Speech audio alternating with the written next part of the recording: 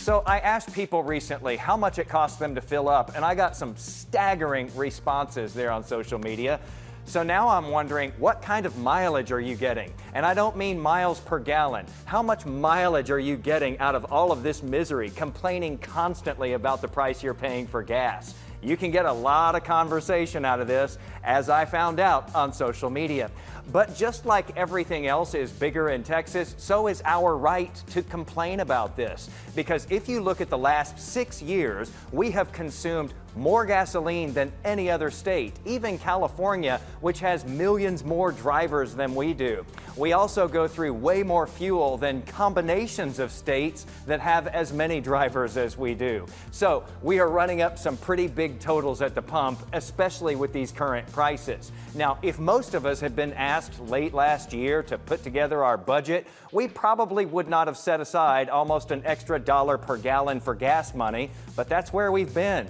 The war with Iran has thrust the price of oil higher, and gas prices follow oil. Now, our collective financial pain with all of this has a flip side, though. The state of Texas also would not have predicted current prices. In fact, last year, when the Comptroller's Office laid out the 2-year budget for this biennium, 2026 and 2027, they assumed oil would be selling for $64 per barrel on the New York Mercantile Exchange. It's been much higher than that. Since the war with Iran started, oil has spent a lot of time in $90 and $100 plus per barrel territory. Now, if that continues, it will be a huge drain on Texas drivers, but a potential windfall for Texas tax collectors, because oil production here is taxed at 4.6%, and that's based on the market value. So if you assumed before that that barrel was going to be worth $64, you thought you'd make about $3 in taxes. But if it turns out to be worth $100, you end up making $4.60. Impressive, huh? Not at all. But multiply that by the number of barrels produced in Texas last year, and you can see how an unexpectedly high price for oil could result in a nice surplus for the state. Impressed now?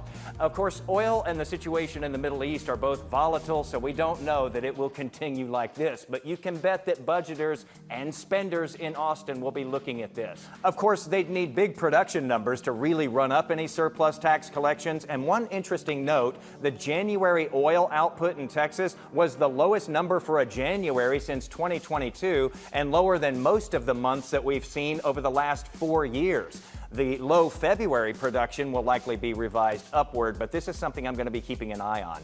Let's close on a happy note. I asked people on social media the best deal they've gotten on gas lately with membership discounts and programs, and there is some hope out there. Well done, some of you. More on that and all of this in my article today, posted on my socials, where I'm sharing some gas price envy to help you possibly stay right at the pump.